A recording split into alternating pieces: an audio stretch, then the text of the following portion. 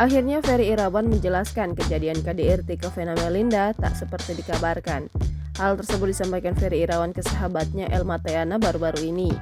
Dikutip dari YouTube Cumi-Cumi pada Selasa 10 Januari 2023, Elma Thayana mengungkapkan hal yang disampaikan oleh Ferry Irawan melalui WhatsApp.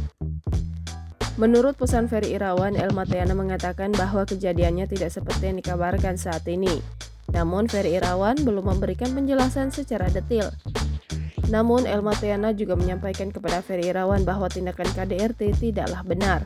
Mengingat pula terdapat foto Vena di media sosial yang berlumuran darah. Dalam kesempatan tersebut, Elma mengaku kaget dan prihatin mendengar kabar itu. Ia pun hanya bisa mendoakan yang terbaik untuk Ferry dan Vena.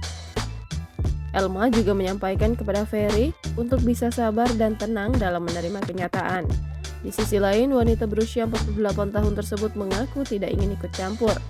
Namun ia menyadari bahwa dirinya bersama Ferry sudah bersahabat. Hal itu membuat Ferry menghubungi Elma. Jangan lupa subscribe, share, komen, dan like ya!